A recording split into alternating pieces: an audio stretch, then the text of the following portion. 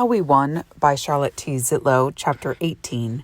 Playing out the term, setting the future, getting out the kinks, and separating powers.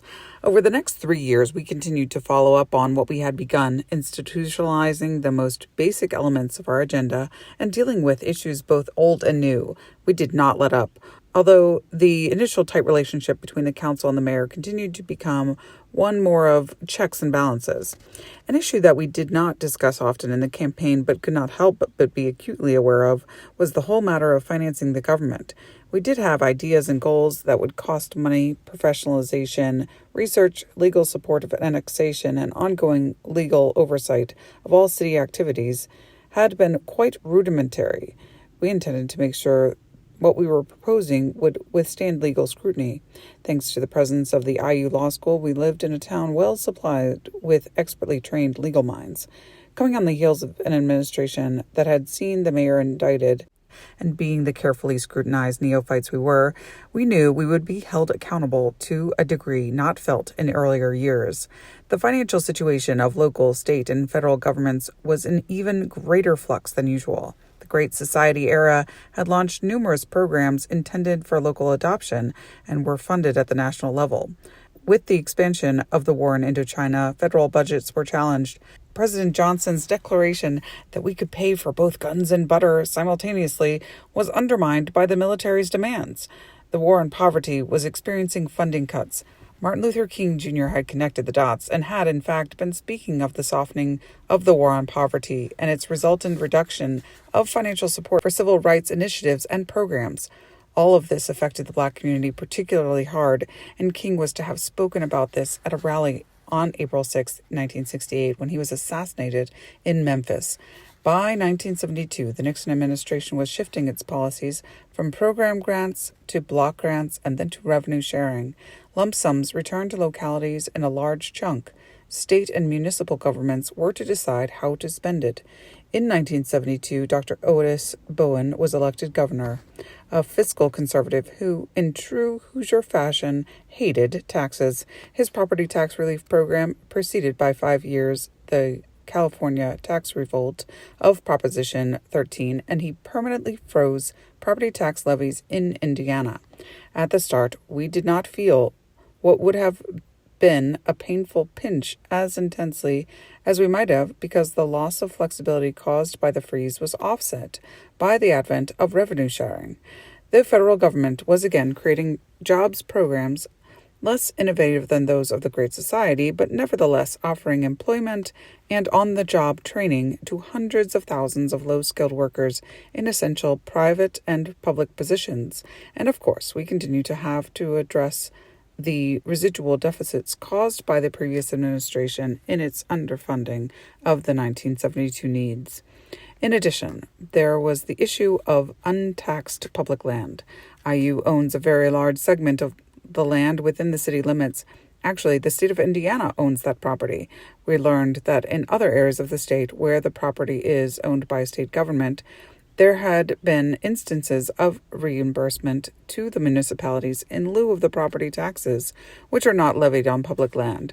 For several years, we pursued the possibility of recouping some of the city's expenses from the state directly in lieu of taxes. We did not succeed, but the issue of equitable compensation from the university to the city for the services rendered, police, fire, ambulance service, and many amenities remains to this day.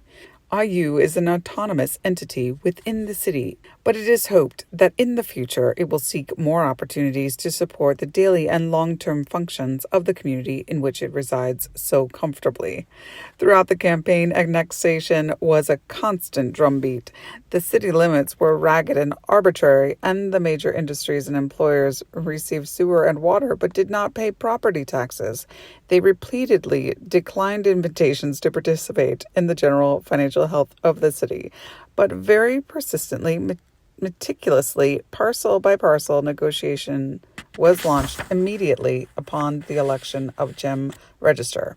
By the end of our 4-year term, we had successfully adopted nearly 200 annexation ordinances, including all of the Westside industries. They had agreed to gradual transition to full payment of local taxes, depositing payments into an escrow account that would be used for Westside infrastructure and service expenses. Because of the careful personal negotiations, there was little successful pushback after years of resistance. While the administration added a number of new positions and professionalized a number of appointments, the increased costs were minimized by greater efficiency, careful purchasing, in-house fleet maintenance and sanitation services, and Martha L.M. Sims's careful oversight.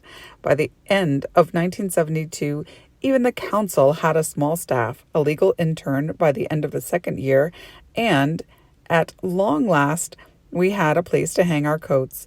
In January 1972, one of our first official acts was a trip to Washington, D.C. to meet our congressional delegation as a matter of introduction of our new administration and began to engage their staffs on our behalf to ferret out federal funding that might be relevant to our needs in Bloomington. A woman council president at the time was a complete novelty and may have helped get the attention of the Washington folks. Of course, I asked questions on behalf of the entire council and wrote copious notes for my colleagues. At the time, our two senators were Birch Bayh and Vance Harkey, both Democrats, who each had strong records of support for local governments, social programs, civil rights, and anti-war stances. Our local members of Congress was John T. Myers, a banker from Fountain County and a Republican. He was a supporter of the Vietnam conflict and an opponent of the LBJ programs, and one of 6 Republicans in the House from Indiana. There were 5 Democrats in the delegation of 11. We were welcomed politely by the Republicans and warmly by the Democratic staffs. In sum, the brief foray into the national capital was well worth the time and money it cost. It did put Bloomington into the minds of our delegation. For Bloomington, it was a new initiative, and we received lots of support. John Myers, too, was noted for constituent services, although not in tune with our general tenor, and we established a tentative relationship. With all that in mind, it was not a surprise that Jim Ray, in his capacity as Director of Transportation and Public Works and general right-hand man to the mayor, developed strong connections with many of the congressional staffs and the department with which they worked closely.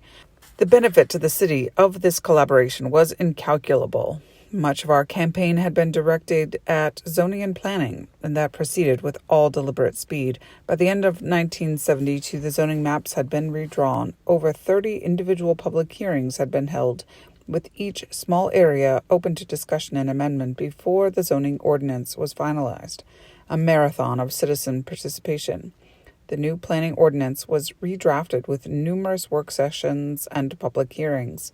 Planning was getting the transparency people had clamored for. Throughout the 4 years, both zoning and planning ordinances were tweaked to the satisfaction of most citizens. As noted above, police and fire services were reorganized, both by their respective labor organizations, the Fraternal Order of Police and the Firefighters Union. Women were hired, but the police remained unhappy in their old rundown quarters. Real ambulances, fitted for emergency medical care, were purchased with the support of state and federal funds, and EMT training was instituted. Sanitation became a municipal service, improving efficiency and reducing costs. Parking meters were removed, only to be reinstated off and on in later years. There was a thorough review of all traffic and parking signs and zones, thanks to Herbert Davis and his commission, and regularized. The small claims court, the first in the state, opened for business in July 1972 and has been busy ever since, although it is now run by the county.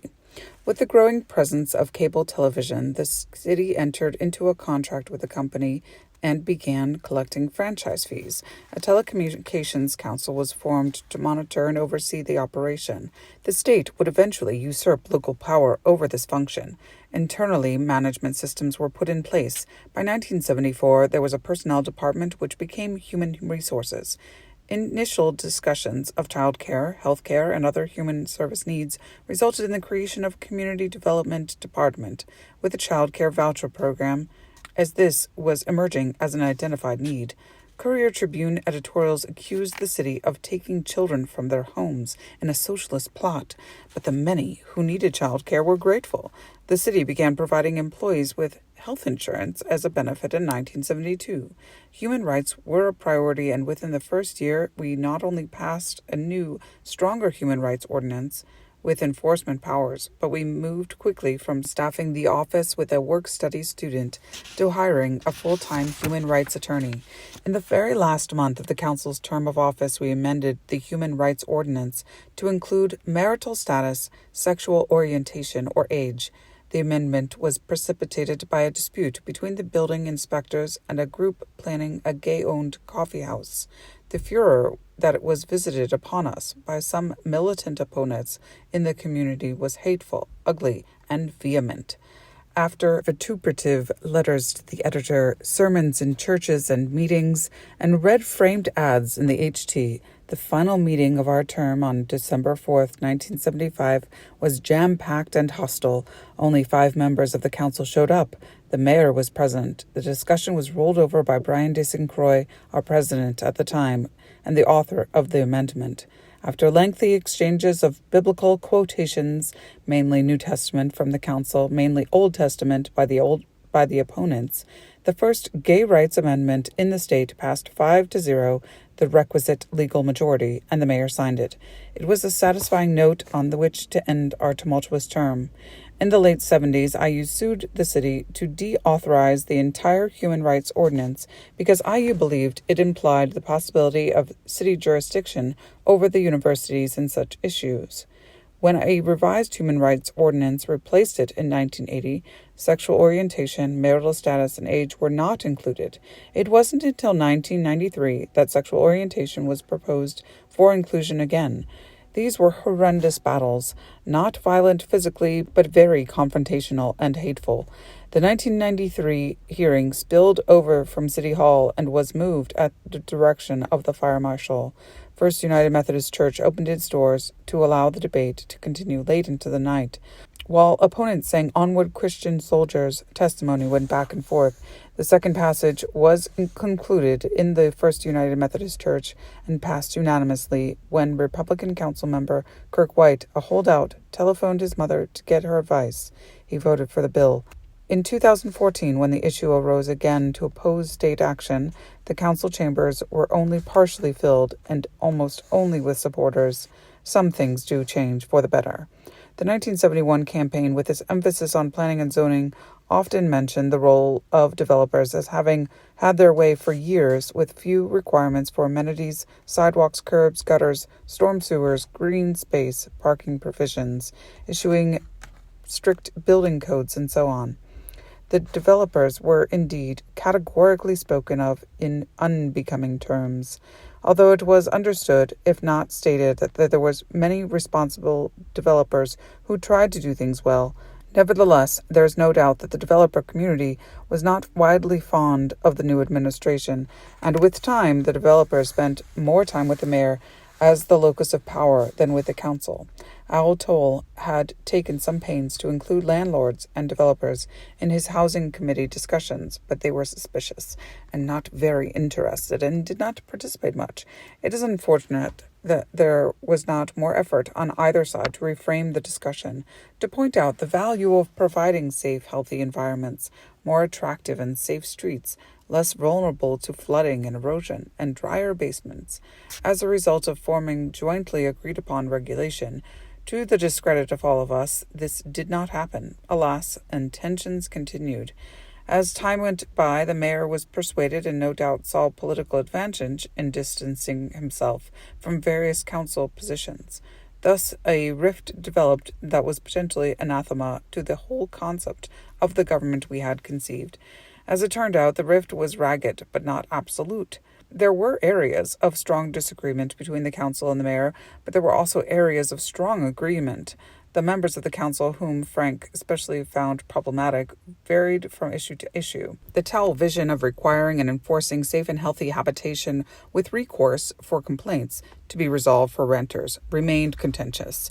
Landlords claimed we had no jurisdiction to regulate private commerce. The business community on the whole concurred, and the tone set became personal and increasingly unproductive. The mayor backed away. His attorneys deemed the landlord-tenant ordinance illegal, while professors from IU and IUPUI said it was well within the law. John Irvine, who helped Al with fine points, now headed student legal services, and they felt that they had a legal right to remonstrate for their clients about code violations, arbitrarily withheld damage deposits, and surprise rent increases. Today we have clear housing codes and enforcement, so the issue hasn't become moot, but it has taken time. On the other hand, affirmative action was supported strongly by Towle, as was historic preservation, city-county parks, and many other issues embraced by the mayor. One of the byproducts of the Manpower Task Force was inspired by state and local attention to women in the workforce. We were not able to find good data on the status of women workers, and following the models of the state of Indiana and the city of Fort Wayne, I organized a large, diverse group of women, co-chaired by Katherine Hudson, wife of the first director of African American Affairs at IU, Herman Hudson, to determine if it made sense to have a commission on the status of women to gather data for advocating for women's jobs. In 1973, the council passed the ordinance which created this commission. The mayor vetoed it, but his veto was overridden, and the commission is still alive today, although it has yet to gather the crucial information still needed to demonstrate the need for good jobs for women. McCloskey later regretted his veto, calling it a misunderstanding. The city created a community development department to deal with social services issues, including child care, and in 1974 added a child care voucher program. The Health Services Bureau that grew out of the Supportive Services Committee lasted for about 7 years, until the few doctors who volunteered burned out. The Public Health Nursing Association remained on the job for years, adding and losing several services, until they were absorbed by Bloomington Hospital. The CHAP, Community Health Access Program clinic, that was available was gradually dropped by the hospital. And in a minor move, at the time, our professional utilities director, George Walkinshaw, used a page out of his fellow utilities director's book in another area. He realized that sewage sludge was rich in many nutrients and could serve as fertilizer. Milwaukee had sold Milorganite for years. Unfortunately for all of us, we were unaware at the time that Westinghouse was hosing down PCBs into our sewage treatment system at Winston-Thomas. And thus, when the EPA began to inspect Westinghouse and discovered that their practices had created a Superfund site, the city became a major villain in the group. Citizens had come, taken sewage sludge, spread it on their gardens, and unwittingly had added their yards and gardens to the Superfund sites listed of Monroe County. This was an issue that just began to emerge in 1976. It was to take years to deal with, and it has not totally been resolved yet today. At the urging of a very active and well-informed historic preservation group, we drafted an ordinance in early 1974 that required historic buildings to pass special review before being demolished or remodeled.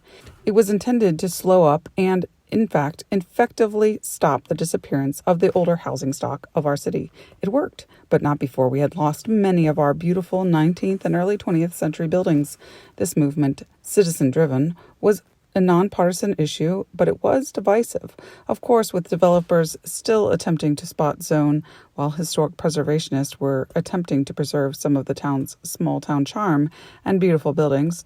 The ordinance has had to be revised many times with changes in state and federal legislation, but it has been attended to carefully. It is now one of the best in the state and even regionally, a cheerful legacy that we all agree on. The one issue that was most divisive was Lake Monroe. In 1972, the city had 3 sources of water: Lake Lemon, Lake Griffey, and Lake Monroe. Lake Lemon had been rebuilt in the 50s, also as a dam, and was intended as a water source, fed by Bean Blossom Creek. It is not a deep lake, but there was little development around it initially, and the lake and its development were politically supported by community fathers. Lake Griffey was older and still providing water, but shallow and silting in it. Lake Monroe was built in the early 60s for flood control and recreational purposes. Villages were inundated. There were still trees and possibly some buildings down deep in the flooded hills and hollers which became the lake. But it was not built with the primary purpose of water supply. Environmentalists had increasingly made the point that it was inevitable that Lake Monroe would become the most valuable drinking water source in the state, and that therefore it behooved all of us to make water quality our top priority when dealing with the lake. McCloskey had already, in the course of a year, authorized Black & Veatch, the Kansas City firm with a desk in our utilities building, to make recommendations on sewage treatment and water needs. They brought a plan forward recommending that a sewage treatment plant be developed at the southwest end of Lake Monroe to facilitate development around it. This was exactly what the environmental groups wanted to avoid. Increased development around lakes inevitably leads to reduced water quality. With the year-long preparation for the resolution, they asked the council to state our position, and after much discussion, we did.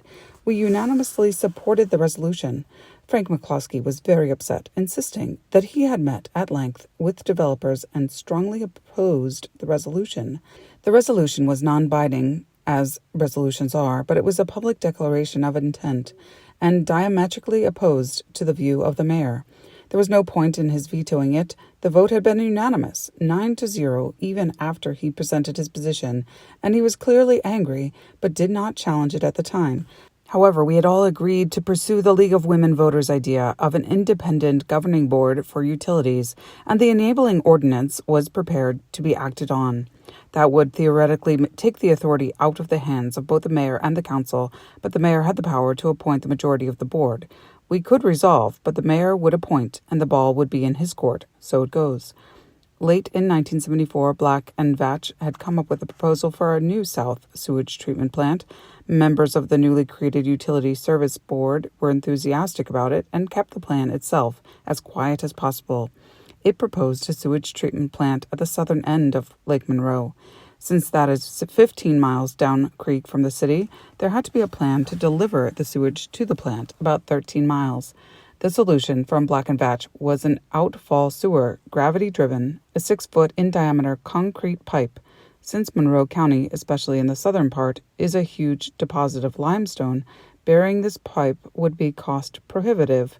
The solution to that lay the pipe down the bed of Clear Creek, through a beautiful, idyllic portion of the relatively unpopulated southern part of the county. This would not come cheap, estimated at around $45 million, and federal funds would have to play a part. However, any federal funds for such projects would have to be reviewed by the then active EPA, and an EIS would have to be issued. The members of the Utility Services Board, which included the rising billionaire Bill Cook, knew that an EIS would take time and the project would probably not pass scrutiny. The environment would clearly be negatively impacted.